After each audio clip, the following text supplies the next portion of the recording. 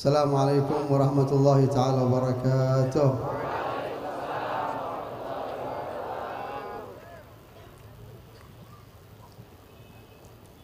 Alhamdulillahi rabbil alamin. Wassalatu wassalam al-atamman al-akmalan ala sayyidina maulana Muhammad wa ala alihi wa sahbihi ajma'in. Rabbi shrah li sadri wa yassir li amri wa hlul 'uqdatan min lisani yafqahu qawli. Alhamdulillah, nashkurullah subhanahu wa ta'ala idh amadda fi a'marina hatta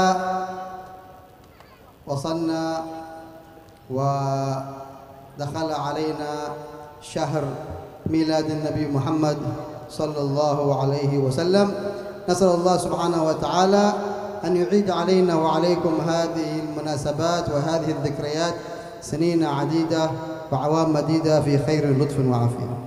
Beliau Al-Habib Ali bin Hasan Al-Fiqi memulai dengan pujian kepada Allah Subhanahu wa taala dan salawat serta salam yang sempurna bagi junjungan kita Nabi Muhammad sallallahu alaihi wasallam beserta para sahabat dan keluarga. Juga beliau tidak lupa untuk berdoa kepada Allah Subhanahu wa taala agar dilapangkan daripada dada beliau, dilepaskan daripada ikatan lidah beliau sehingga orang-orang bisa memahami ucapan beliau.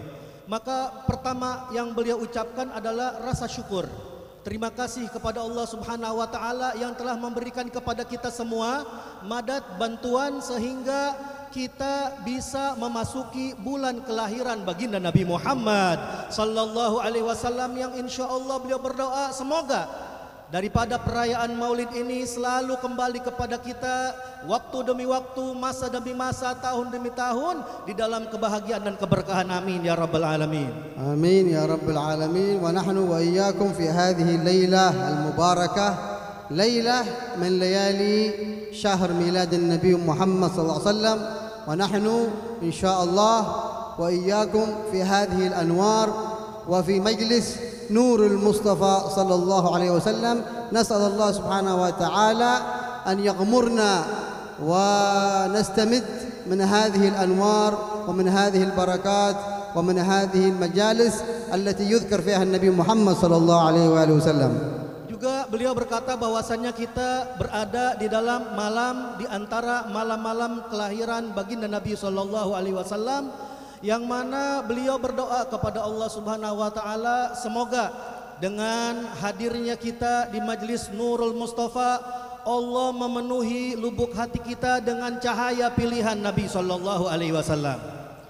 Wa nas'alullah subhanahu wa ta'ala likulli al-hadirin wa kulli al-hadirat وكل المجتمعين في هذه الساحة وفي هذه الساعة وخصوصا صاحب المجلس أخينا وحبيبنا حسن بن جعفر السقاف وأهله وإخوانه وأصحابه. نسأل الله سبحانه وتعالى أن يمدهم بالصحة والعافية وطول العمر وأن يسهل جميع أمورهم الدنيوية والأخروية. آمين اللهم آمين. Juga beliau tidak lupa untuk berdoa kepada orang-orang yang hadir dari kaum laki-laki, orang-orang perempuan yang hadir dari kaum wanita yang berkumpul di lapangan ini di saat ini. Juga beliau berdoa kepada guru kita Al-Habib Hasan bin Ja'far As-Segaf agar beliau dipanjangkan umurnya oleh Allah Subhanahu wa taala, diberkahkan hidupnya. Amin ya rabbal alamin. Alhamdulillah wa antum jalisin fi hadzal majlis wa تنتظرون في هذا المجلس الدقائق تلو الدقائق والمدة الطويلة وأنتم في عبادة وهذه العبادة من أعظم العبادات لله تعالى. Kalian semua duduk di sini menunggu detik demi detik, menit demi menit, dan mana ini adalah satu perkumpulan yang mana kita duduk di dalamnya ini pahala demi pahala diberikan oleh Allah Subhanahu wa taala untuk kita semua. لأن التجارة مع الله سبحانه وتعالى تجارة ليس فيها خسارة. Yang mana kita ini secara tidak langsung sedang bermuamalah, kita ini sedang berdagang kepada Allah Subhanahu wa taala yang mana perdagangan ini tidak ada kerugiannya.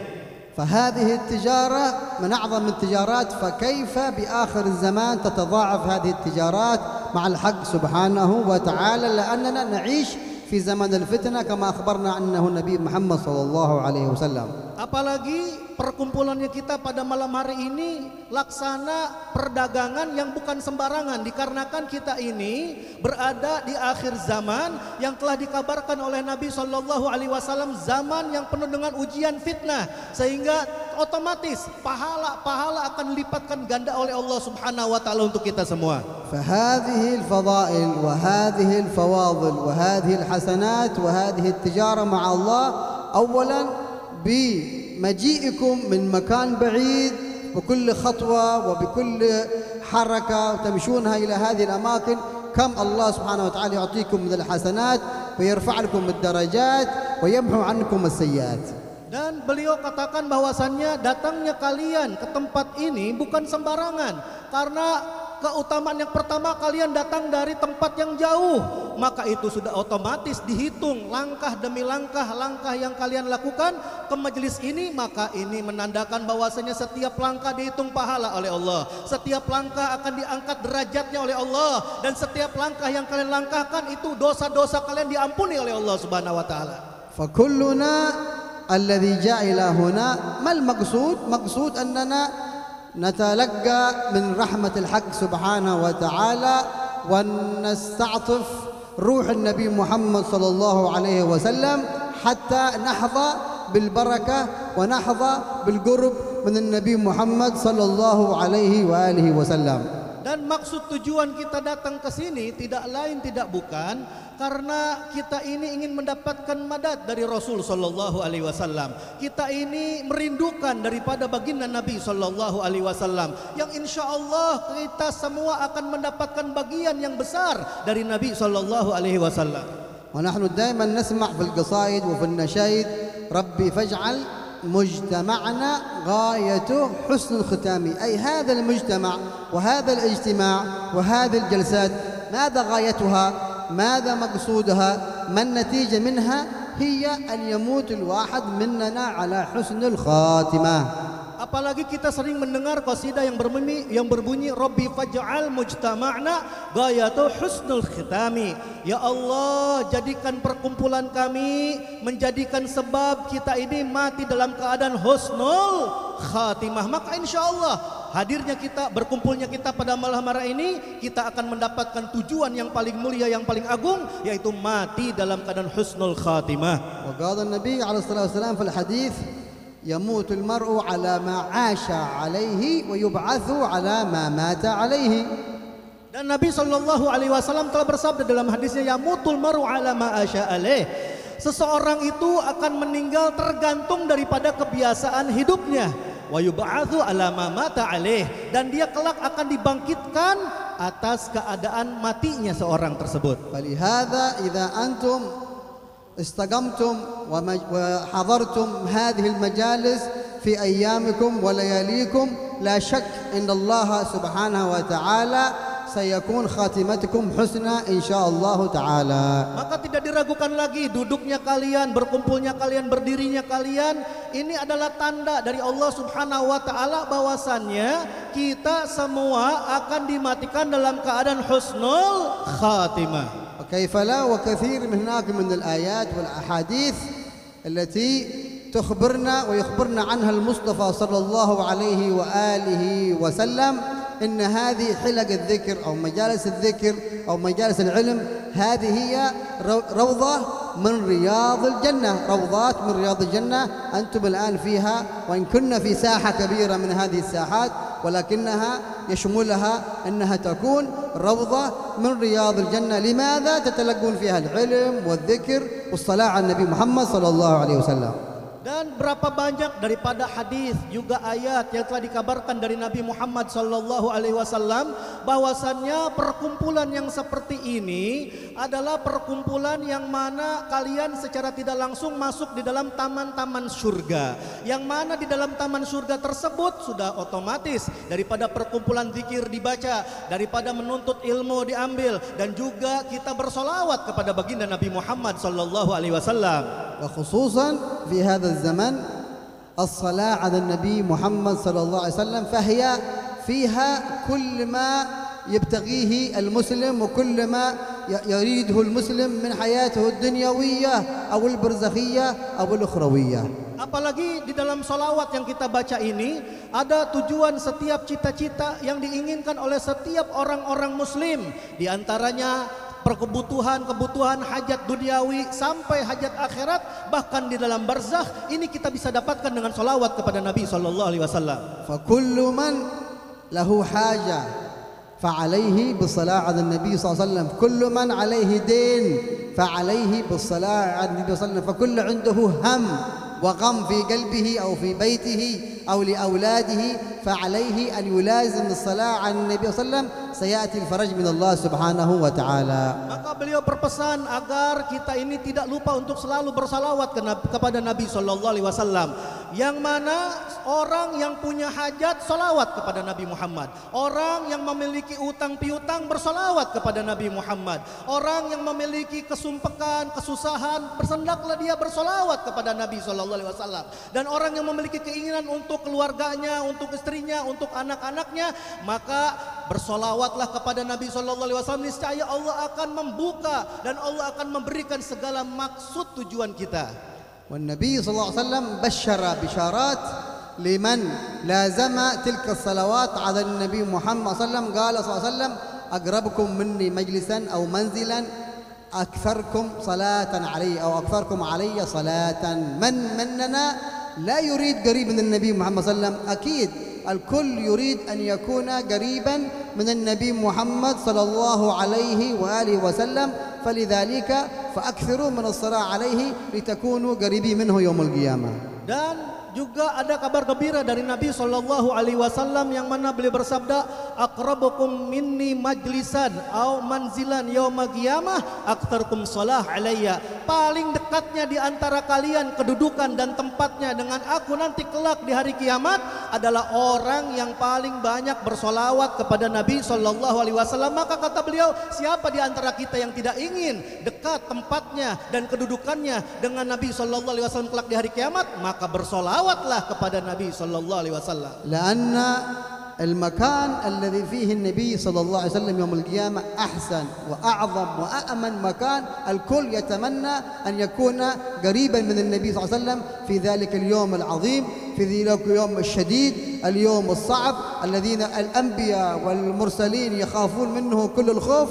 فعلى الإنسان، وهذه بركة الصلاة على النبي صلى الله عليه وسلم وبركة النبي محمد لهذه الأمة خصوصا، من أراد أن يكون قريبا وآمنا ومستأمنا وبعيد منه الخوف أن يكثر.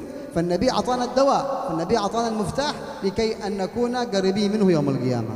Dan coba bayangkan betapa luar biasa dan mulianya kedudukan yang dekat dengan Nabi SAW di hari kiamat, di hari yang begitu sangat menakutkan, yang mana kalau orang dekat dengan Rasulullah sudah pasti dia jauh daripada ketakutan. Orang kalau kedudukannya dekat dengan Rasulullah sudah pasti dia dalam keadaan aman. Maka di hari tersebut, di hari kiamat, semua para nabi, semua para rasul, semua orang-orang dalam keadaan takut yang sangat luar biasa. Maka di mana tempat yang paling aman, tempat yang paling nyaman, yaitu tempat dengan berdekatan dengan Nabi SAW. Maka perbanyaklah salawat kepada Nabi SAW. خصوصا في هذا الشهر العظيم شهر ميلاد النبي، لأنه الشهر نفسه ربيع أول تشرف بالنبي محمد صلى الله عليه وسلم، فلذلك هذا الشهر من أعظم الأشهر. بل كثير من العلماء يقولون إن ليلة ميلاد النبي محمد عليه الصلاة والسلام هي من أفضل الليالي. لماذا؟ لأن بهذه الليلة بها ميلاد النبي الذي أشرق نوره على السماوات وعلى الأرض وعلى جميع المخلوقات، فهو الرحمة من الله سبحانه وتعالى. Apalagi kalau kita membaca solawatnya di bulan ini, di bulan kelahiran Nabi SAW, yang mana ini adalah bulan yang sangat mulia, yang mana para alim ulama telah berkata bahwasannya malam kelahiran Nabi SAW itu lebih mulia dibanding malam-malam yang lain. Sehingga bulan Rabiul Awal ini menjadi mulia karena kelahiran Nabi SAW. Karena dengan kelahiran Rasulullah maka tampaklah itu cahaya yang memenuhi dan menyinari alam semesta bumi serta isinya, dikarenakan kelahiran Nabi SAW di bulan ini. حتى أنه ورد أنه ليلة ميلاد النبي محمد عليه الصلاة والسلام حصلت من المعجزات إكراما للنبي محمد صلى الله عليه وسلم. فهذا تأتي في السيرة أنها هناك نار لفارس توجد لها 1000 سنة لم تطفأ أبدا، فليلة ميلاد النبي محمد صلى الله عليه وسلم انطفأت. هذا إكراما وإجلالا لقدر النبي محمد صلى الله عليه وآله وسلم. Dan beliau berkata bahwasanya orang-orang ulama dari ahli sirah telah mencatat beberapa mukjizat keagungan dari Nabi sallallahu alaihi wasallam di malam kelahirannya. Di antaranya itu adalah yaitu sesembahan api yang senantiasa menyala tidak pernah mati selama-lamanya yang ada di negeri Persia dan disembah oleh orang-orang yang ada di sana. Maka kelahiran Nabi sallallahu alaihi wasallam itu api langsung mendadak mati dikarenakan kemuliaan dan keagungan daripada Nabi sallallahu alaihi wasallam. ثم النبي صلى الله عليه وسلم بشر لا كالبشر صلى الله عليه وسلم، فهو بشر خلقه الله على صورة البشر لكنه بشر، إنما أنا بشر مثلكم يوحى إلي. فهو صلى الله عليه وسلم بشر لا بشر، ميلاده ليس كالبشر، حياته ليست كالبشر، شبابه ليس كالبشر، كهولته ليس كالبشر، فهو في جميع حياته صلى الله عليه وسلم بشر لا كالبشر صلى الله عليه وآله وسلم. Maka beliau berkata bahwasannya Rasul sallallahu alaihi wasallam itu memang tercipta dalam keadaan manusia, akan tetapi beliau adalah basyarun la kal basyar. Manusia bukan sembarangan manusia. Kenapa? Karena kemuliaan manusia yang seperti ini tidak seperti kita layaknya. Karena Nabi sallallahu alaihi wasallam itu lahir dalam keadaan manusia, tetapi tidak seperti kelahirannya orang-orang manusia lainnya. Beliau beranjak dewasa dari mulai anak, lalu remaja, lalu dewasa sampai masuk usia tua, akan tetapi tidak seperti layaknya manusia dikarenakan beliau adalah sosok manusia yang paling agung.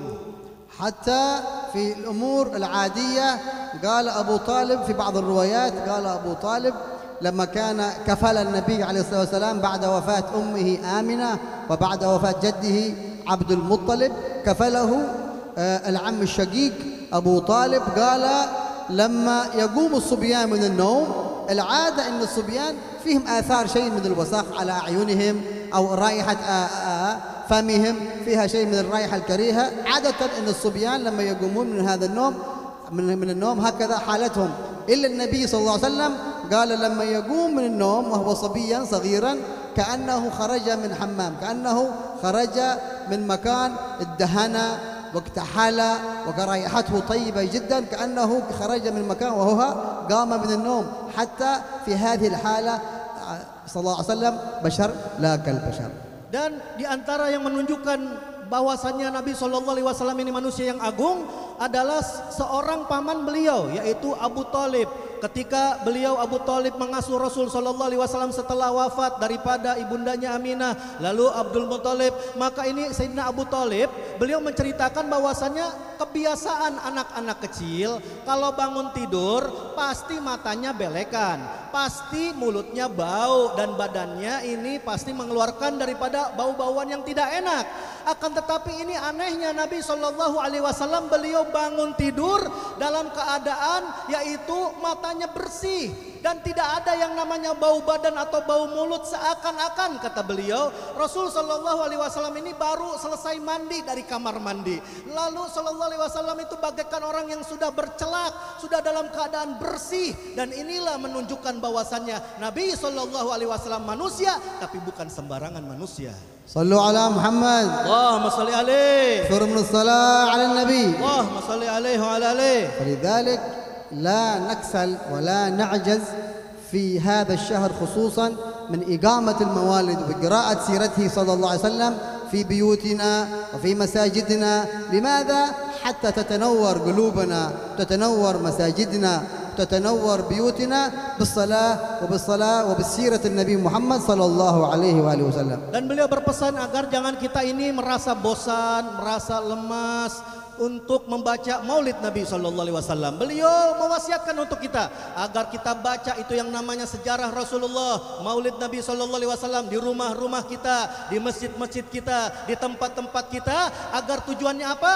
Agar hati kita memancarkan cahaya Rasul sallallahu alaihi wasallam, agar rumah-rumah kita memancar cahaya Rasul sallallahu alaihi wasallam, dan juga masjid-masjid kita memancar cahaya baginda Nabi Muhammad sallallahu alaihi wasallam. وقد ورد في بعض الروايات من طريق الرؤيا أن أحد من الصالحين رأى النبي صلى الله عليه وسلم ويقول له يا رسول الله كيف ترى في من يعمل هذه الاحتفالات الكبيرة ويذبح الأغنام ويعمل الحفلات، كيف ترى ذلك يا رسول الله في وقت ميلادك يا رسول الله؟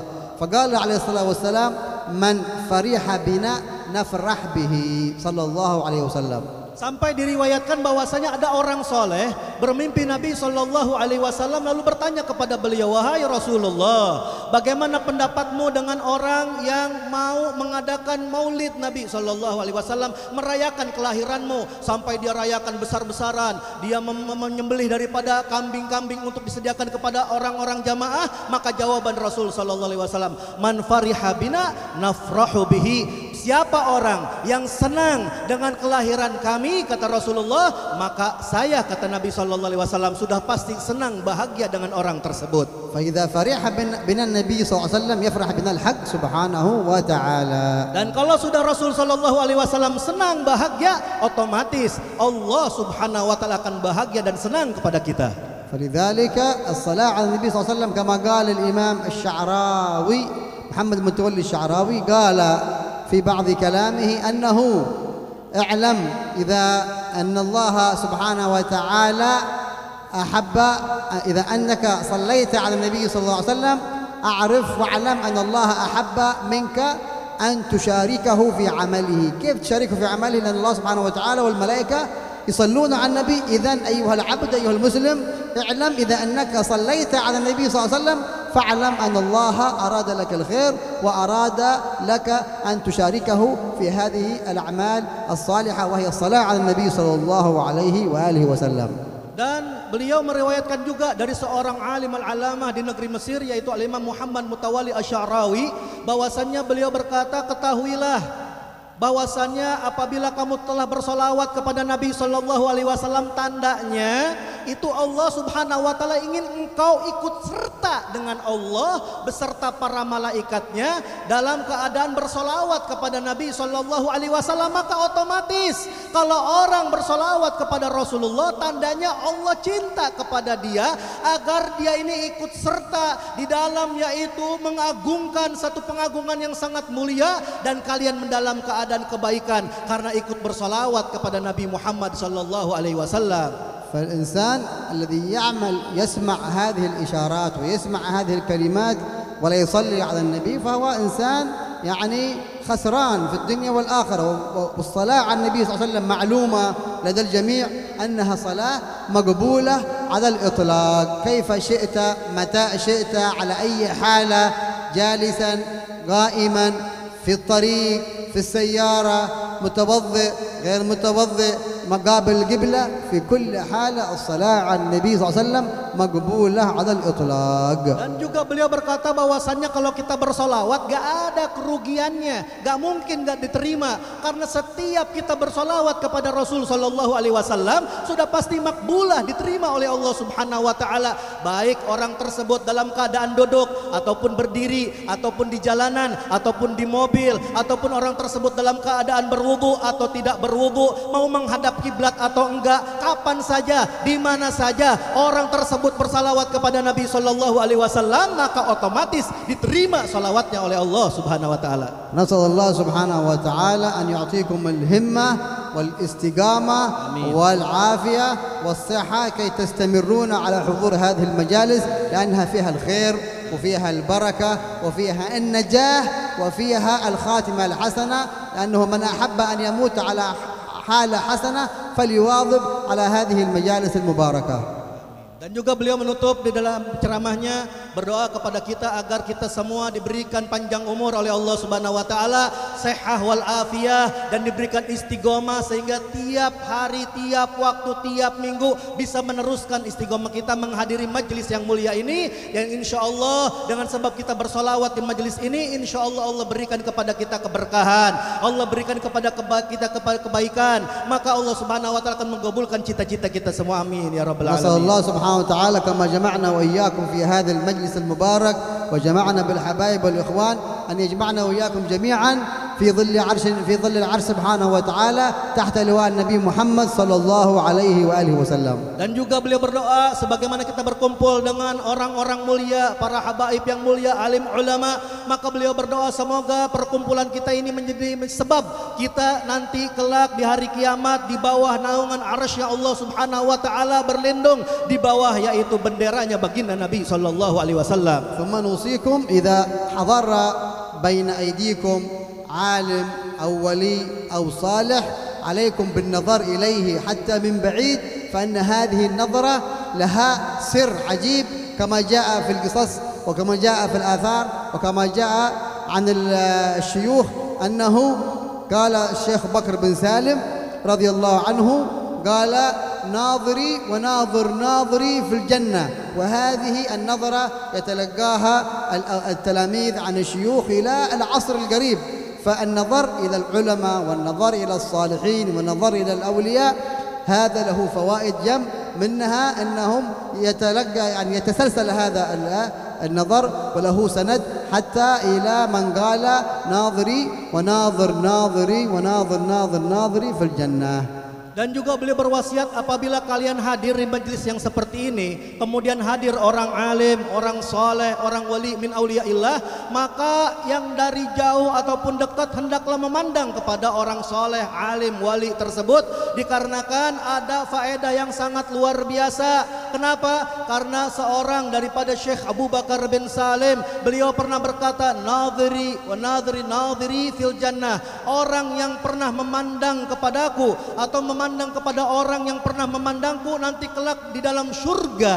Maka inilah yang sangat luar biasa, di mana majelis yang mana orang-orang mulia datang, yang mana ini orang-orang mulia tersebut memandang kepada orang yang mulia sebelumnya dan terus menerus sampai kepada junjungan Nabi sallallahu alaihi wasallam yang berkata, nadhiri wa nadhir nadhiri fil jannah, bahwasannya orang yang pernah memandangku atau orang yang pernah memandang dan orang memandang kepadaku nanti akan masuk dalam surga. Nasallallahu subhanahu wa ta'ala an yuhaqqiqna bidzalik waj'alna min manzur ilaihim wa yahfazna wa iyyakum fima baqi min a'marna wa layalina hatta la nasrifaha illa fi ta'ati Allah subhanahu wa ta'ala, wa nad'u jami'an lil hadirin wa nad'u lil qa'imin ala hadha al majlis wa khususan akhina wa habibana al-sayyid al-fadil Habib Hasan bin Ja'far al-Saqqaf wa ikhwanuhu wa ahbabuhu wa ashabuhu, an Allah subhanahu wa ta'ala yutil a'marahum wa yahfazhum wa yubarik fihim wa yubarik fi hadhihi al-majalis ويبارك في هذه الأماكن حتى تتنور جاكرتا وما حواليها بنور النبي ونور المصطفى. آمين اللهم آمين. هذا مني والعفو منكم، والسلام عليكم ورحمة الله وبركاته.